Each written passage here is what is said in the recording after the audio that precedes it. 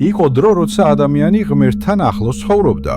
როცა ბუნება უსმენდა ადამიანს და ცხოველები მის ხმაში შემოქმედის სითბოს გზნობდნენ. ბევრმა საუკუნემ განვლოს, სანამ ათონის წმინდა მთაზე, მყუდრო კელიაში ამ ძველი კავშირის მეხსიერება ცოცხლად გაიღვიძებდა. ეს იყო წმინდა პაისი ათონელი, კაცი, რომელიც ღმერთს ისე ემსახურებოდა, როგორც საკუთარ სულს. წმინდა პაისი ათონელი დაიბადა 1924 წლის 25 ივლისს მცირე აზიაში, ფარას ქალაქში. იგი იყო ღრმარწმენით აღზრდილი ოჯახიდან და მას ბავშვობიდანვე უყვარდა ლოცვა, მარხვა და ჩუმი მედიტაცია ღვთის მიმართ. ჯერ კიდევ ბავშვობაში თქვა, რომ სურდა ბერი გამხდარიყო და ეს სურვილი იმ გზას დაედო საფუძვლად, რომელიც მოგვიანებით ათონის წმინდა მთამდე მიიყვანს. ახალგაზრდობაში, სამხედრო სამსახურის დასრულების შემდეგ, წმინდა პაისიმ დატოვა სოფელი და ათონის წმინდა მთა აირჩია თავისი სულიერი ცხოვრების ადგილად. თავდაპირველად იგი დაბა ესპიგმენუში მივიდა, შემდეგ კი სხვა მონასტრებსაც მოედო, სანამ საბოლოოდ კატუნაკის უდაბნოში, შემდეგ კი პანაგუდაში, პატარა კელიაში დამკვიდრდებოდა. 1950-იან წლებში ბერად აღიკვეცა და ეწოდა მამა პაისი. მოგვიანებით კი ათონელი დაერქვა მისი ცხოვრების ადგილიდან გამომდინარე. პაისის ცხოვრება მთლიანად ღვთის მიმართ იყო მიძღვნილი. დღის უმეტეს ნაწილს ლოცვასა და შრომაში ატარებდა. მისი საკვებიც უმარტივესი იყო, ხშირად მხოლოდ წყალი, ცოტაოდენი პური ან ბრინჯი.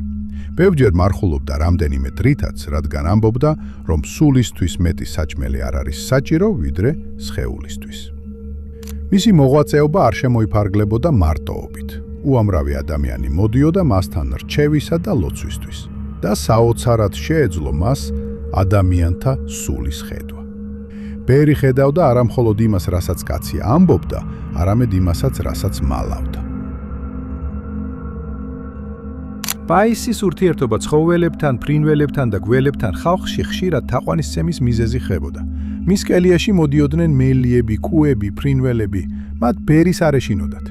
ბერის სიყვარული მათ სულიერად ეხებოდათ. იგი ამბობდა, ცხოველები გრძნობენ სიყვარულს. როცა მოდიან და გვერდით გიდგანან, ეს ნიშნავს, რომ შენში ღმერთი დაინახეს. მისი ყველაზე ცნობილი მეგობარი იყო პატარა ფრინველი ოლეტი, რომელსაც პაისი საკუთარი შვილივით უვლიდა.